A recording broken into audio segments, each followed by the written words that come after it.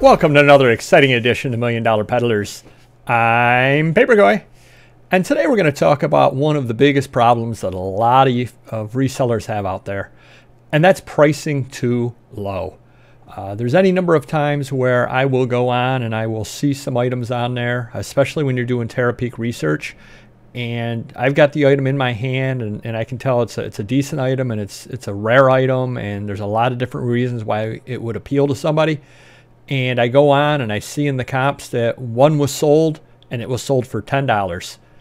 And I look at the listing, or at least the title and the picture and all that kind of thing, and I say, what were they thinking? How could they give that away for $10? I mean, it's a very rare item. It's got this great thing on it, a great reason why it would sell. Now, a lot of times one of the problems that they have is that they don't list something or other on there that would definitely sell the item. There's an angle that I've seen on it that I come at it from that tells me, hey, I can sell this for $40 or $50, and people are still getting a great deal at that. And then I take a look at what the other person listed, and let's say it's an old magazine. They literally just list the title of the magazine and the date of the magazine. So, you know, they might have a July 21st, 1932 Collier's. And that's the extent of what their heading says. And I said, well, no, that's probably not going to draw a lot of people. And with that kind of a listing, unless somebody knows what the content is, you are lucky to get the $10 for it. I mean, I guess if somebody's working on a complete set of Collier's and they need that one, they might buy it. Or if somebody stumbles across it and says, hey, that's a really nice cover image. The only other way you're going to sell is if somebody happens to know what the content is. So they make the error in that as well by not doing a good enough listing to be able to get the proper price out of something. But another way to take a look at it, and I've just kind of realized this recently, a few auctions that I've attended and that sort of thing, and also going to estate sales on the second day of estate sales and things like that. And some of the stuff that I've seen, even after people that I know that I compete with have gone through, and that's that if you underprice things when you're selling them, you're also going to underprice them when you buy them. So in other words, somebody's got a pile of magazines, we'll just say Collier's for example, and you regularly get $10 a piece out of them. You've got your margin that you work off of, and maybe you're willing to, you know, pay 10% on an item. So you're willing to pay $1 each on these Collier's, and there's a stack of 20 of them. Well, that means you're willing to pay $20 on them. Great. Well, if I come in there and I go through them and I'm able to do better listings on them, you know, the cover artist and all that sort of thing, even if I don't notice anything special out of there, if I'm pricing them at $20 a piece and I'm willing to pay 10% on them, that means I'm willing to pay $2 a piece on them.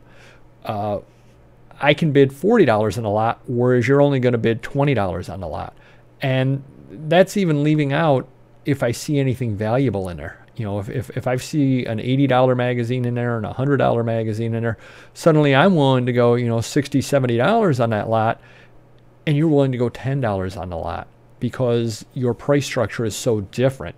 And a lot of people don't think about it that way, but I've definitely noticed it to be true with a couple of different auctions that I've attended. And as I watch the items coming up, I see that I'm willing to pay more than other people. And I've been in the business a long time, so it isn't that I'm making rookie mistakes. It's not that I'm being foolish about things.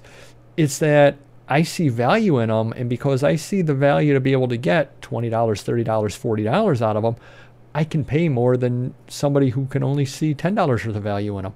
And that's kind of flipping on its head the way people usually think, but it's very, very true. And if you think about it logically, it definitely makes sense. I mean, if there's a whole room full of books that I just look at and I say, oh, these are all, you know, book club edition, there's no value here, I'm going to make an offer of, you know, $50 for the whole library of books. Meanwhile, you specialize in book club edition books and you say, oh, this actually, even though it's book club, is actually a first. This is actually published simultaneously and there weren't later printings. This is this, this is this, this is this author under a pen name, this is this, this is this. Because you specialize in them, that library that I'm willing to pay $50 for, you're willing to pay $500 for or $1,000 for because you know the best 3 or 4 books out of there can go for a lot.